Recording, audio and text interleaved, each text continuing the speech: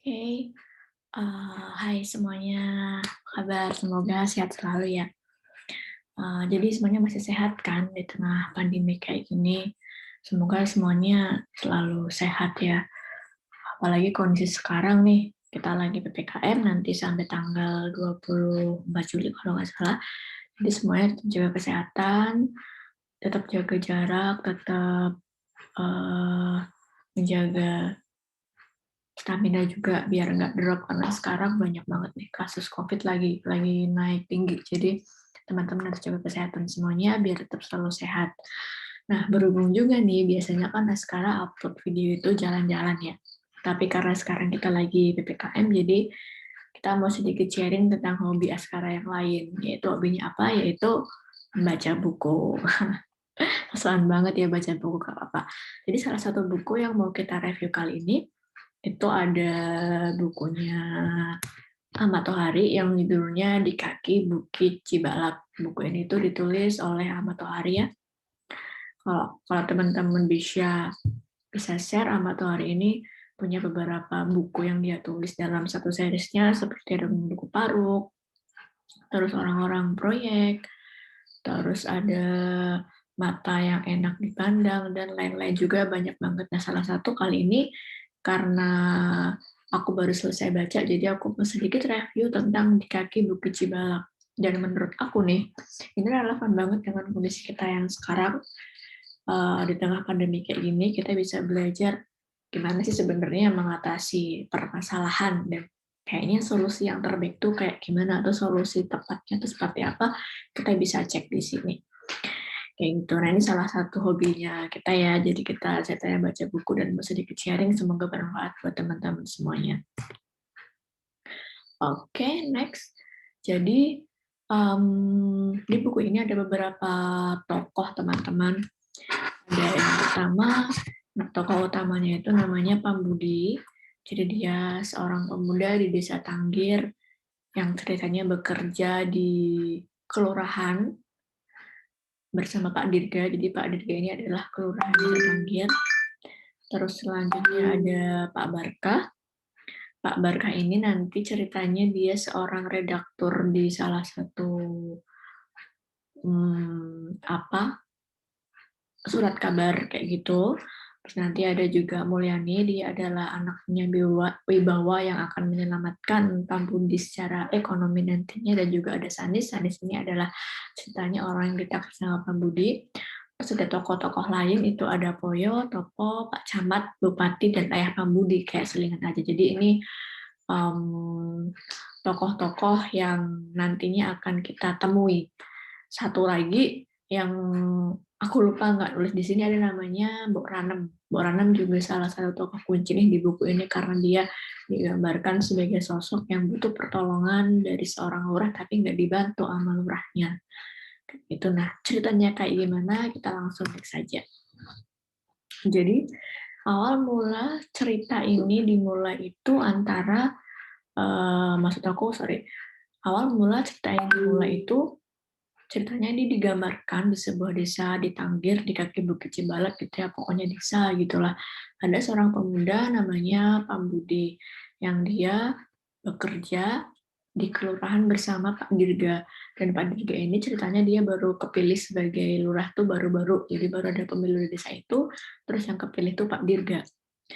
Nah, di situ Pambudi diceritakan sebagai salah satu pemuda yang jujur, yang tulus, pokoknya no banget deh sama korupsi, kayak gitu ceritanya ya.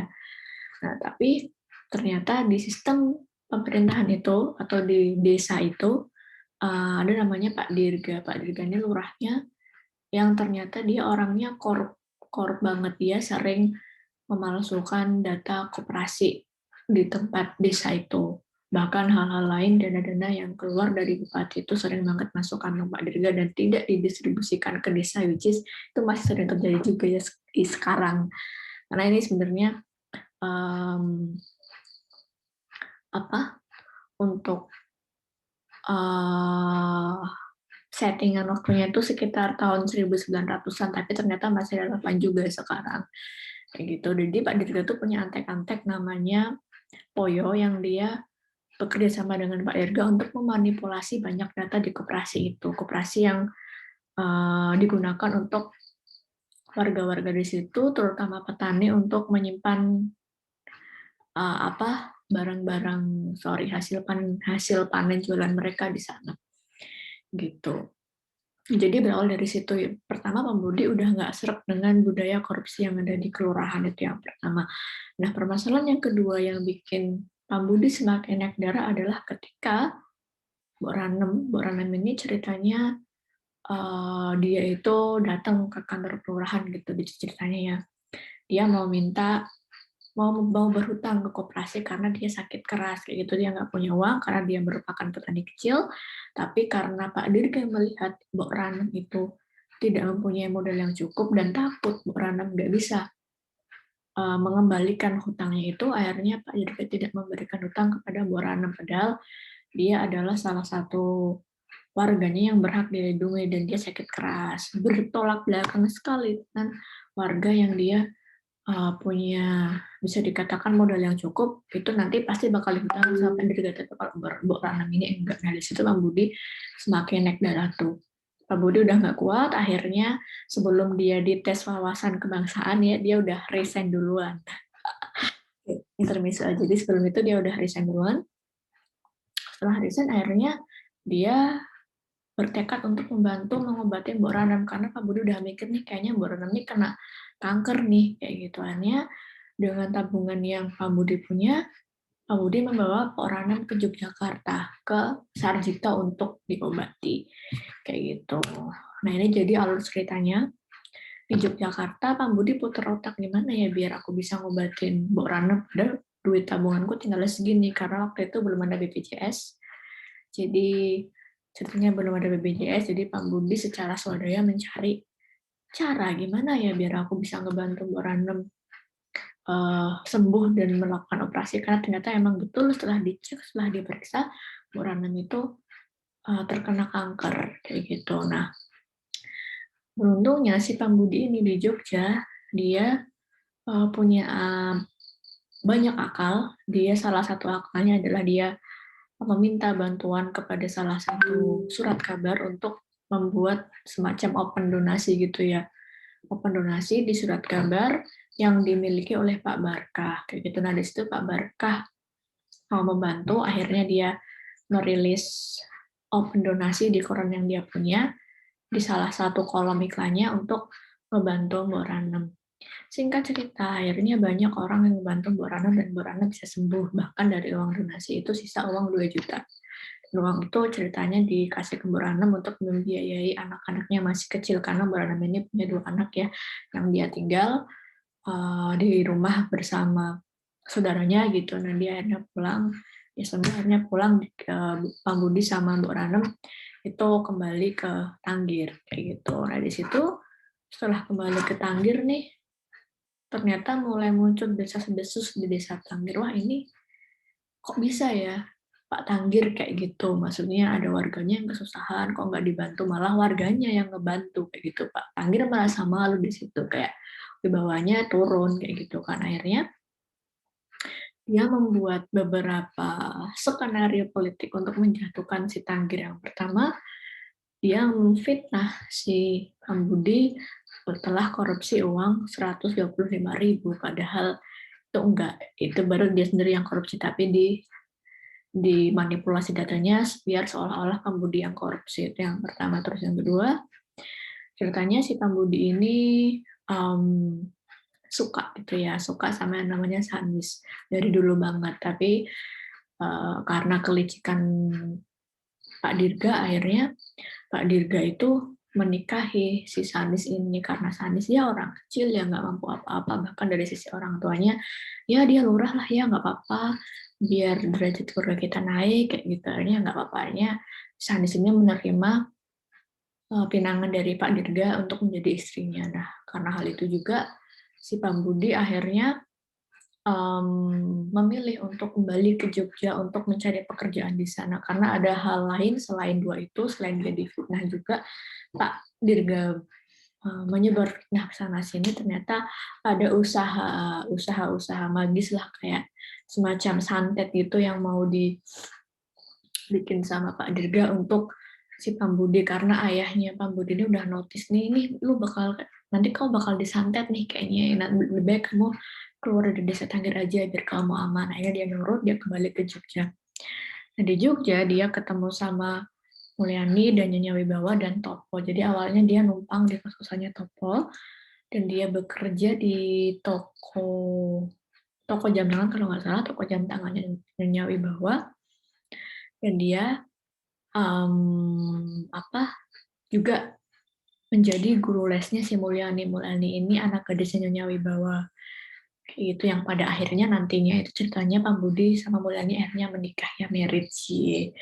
Gitu. Nah setelah dari Jogja dia bekerja, ternyata Pak Barkah nih masih ingat banget sama seseorang yang bernama Pambudi. Nah Pak Barkah ini membantu supaya gimana caranya Pambudi ini bisa kuliah kayak gitu. Akhirnya setelah dibantu sana sini si Pambudi ini bisa kuliah di UGM, dan sambil dia kuliah dia juga part time ceritanya di surat kabarnya Pak Barkah itu sebagai penulis, sebagai wartawan kayak gitu. Nah di situ dia membuka fakta-fakta yang tertutupi di Desa Tanggir, kayak gimana sih sebenarnya Pak Dirga itu dalam memimpin Desa Tanggir, gimana perlakuan terhadap Bu Rana, bahkan fakta-fakta lain, data-data korupsi yang Pak Budi punya, yang dia tahu, dia tulis surat kabar dan dia muat kayak gitu. Nah ternyata tulisan-tulisan yang dimuat oleh Pak Budi itu tuh sampai ke bupatinya, ke Bupati Desa Tanggir. Nah di situ akhirnya karena bupati itu juga merasa tercoreng, bupati dan camat itu membuat skenario gimana caranya biar Pak Dirga dilengsarkan. Akhirnya karena Pak Dirga ini juga orangnya suka mabok ya, dia suka melakukan judi, suka mabuk kayak gitu. Akhirnya di-set lah di situ, bikin sebuah perjudian, dan di situ Pak Camat merencanakan untuk ngegerebek. Padahal sebelumnya Pak Camat udah tahu tapi tutup mata aja. Nah karena dia mau dilengserin akhirnya digerebek gitu. Terus di situ Pak Dirga digerebek oleh Pak Camat dan akhirnya dia dilengserkan dari lurah kayak gitu. Gitu ceritanya. Dan setelah itu Pak Budi pulang ke Tanggir, udah lulus sarjana, tapi sayang sekali bapaknya udah nggak ada yang memperingatkan dia untuk ke Jogja karena mendapat firasat buruk, dan Pak Dirga udah dilengserkan gitu. Dan akhirnya dia menikah dengan Mulyani, tapi dia nggak jadi lurah, yang jadi lurah temennya namanya Hadi kayak gitu. Udah kayak gitu ceritanya. Nah jadi dari cerita itu kita bisa dapat beberapa moral value ya teman-teman, yang menurut aku ini relevan juga dengan kondisi kita yang sekarang. Sekarang itu apalagi lagi pandemi kayak gini, pemimpin itu seharusnya bisa memprioritaskan kebutuhan masyarakatnya. Ibaratnya kayak Mbok Ranem dia memang tidak punya modal, tapi yang namanya pemimpin juga harus mencari solusi bagaimana caranya supaya warganya bisa dibantu. Bukan hanya membuat peraturan, misalnya nih, peraturannya adalah kalau mau hutang dia harus punya modal sekian, tapi tidak berusaha mencari solusi. Nah, harusnya pemimpin juga mencari solusi seperti apa sih baiknya untuk rakyat, dan ini urgent atau enggak ya, urgentnya yang mana ya, kayak gitu. Karena ibaratnya gini, warganya sakit, seharusnya kan yang dibantu karena banyak warganya sakit, warganya yang sakit ya logikanya. Cuman kenapa malah dia membantu mengeluarkan uang untuk bangun jalan? Kan itu bukan prioritas, itu yang prioritas itu adalah warganya sakit gimana caranya biar sembuh, bukan malah membangun jalan. Oke lah, sama-sama untuk mensejahterakan rakyat, tapi kan bisa dilihat ya mana yang urgent mana yang enggak. Harusnya tuh moral value-nya adalah, mungkin menurut aku ya, pemimpin itu harus bisa membedakan urgensinya. Ini tuh urgent yang mana sih? Gitu, nggak hanya bikin ya ini kan udah perencanaan kita dari ABC, tapi juga harus bisa memetakan ini urgent yang mana yang harus dikeluarin satu-satu. Itu menurutku adalah pemimpin yang bisa memimpin warganya dengan baik. Itu poin yang pertama. Ya, harapannya semoga pemimpin kita bisa kayak gitu ya. Banyak yang sakit ya, yang dihulukan adalah solusi. Gimana caranya biar warganya banyak nggak sakit. Solusi, bukan peraturan ya, solusi. Namanya solusi itu tidak hanya peraturan. Peraturan mah gampang, bisa tinggal nurut atau doang aja. Tapi kalau solusi, mana solusinya kayak gitu. Karena solusi, ketika ada solusi pasti permasalahan-permasalahan bisa terurai satu persatu kalau pemimpinnya niat mau mencari solusi. Kayak Pak Dirga ini kan dicontohkan dia nggak niat mencari solusi, ya udahlah karena dia pengen nyari enaknya aja, dia males banget ya bantuin warganya yang kesusahan, pokoknya dia enak aja itu. Nah, harusnya pemimpin yang baik nggak bisa kayak gitu ya. Ya, bayangan aja sih, imajinasi gitu, barangkali ada pemimpin yang kayak gitu. Itu moral value yang pertama. Terus moral value yang kedua adalah, oh ternyata nih pemimpin itu juga bisa kita kritik dan bisa kita turunkan kekuatannya dengan power kita gitu. Contohnya dia Pambudi, seorang pemuda biasa kan. Dia hanya menyerang lewat tulisan tapi itu turun gitu loh. Akhirnya si lurahnya ini turun hanya lewat tulisan. Apalagi ketika nanti kekuatan rakyatnya bersatu jadi satu, mungkin bisa juga kan. Kalau pemimpinnya nggak bagus itu bisa turun kayak gitu. Jadi maksud aku adalah sebenarnya kekuatan negara itu dari rakyatnya. Rakyat bisa menggerakkan sebuah negara kalau kita bisa bersatu. Seharusnya kalau kita ingin membuat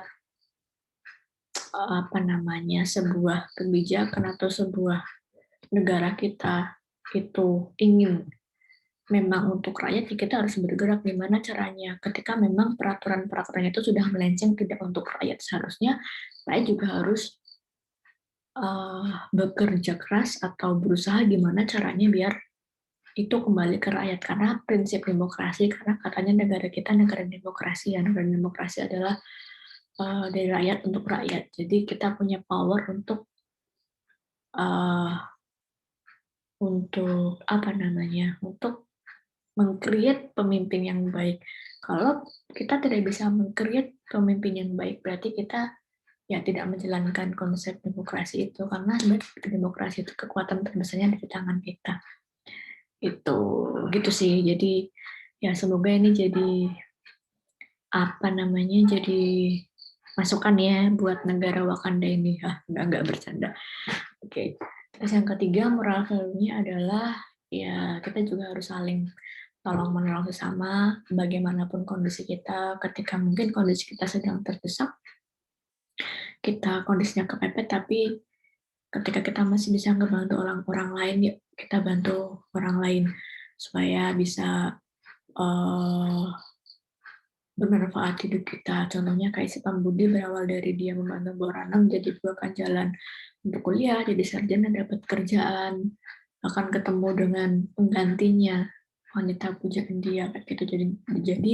Jadi satu hal baik, nanti pasti akan ada hal-hal baik lainnya yang akan kita dapatkan. Kayak udah hukum alam aja gitu yang berlaku. Nah, itu kalau menurut teman-teman apa nih moral value-nya dari buku ini? Terus kalau teman-teman penasaran bisa baca bukunya secara langsung ya, bisa dibeli di beberapa toko buku tuh sudah tersedia, bahkan online. Kalau aku biasanya sih belinya sih online. Kayak gitu, tapi jangan beli yang bajakan, kalau bisa beli yang asli harganya penulis kita. Kayak gitu. Itu sih.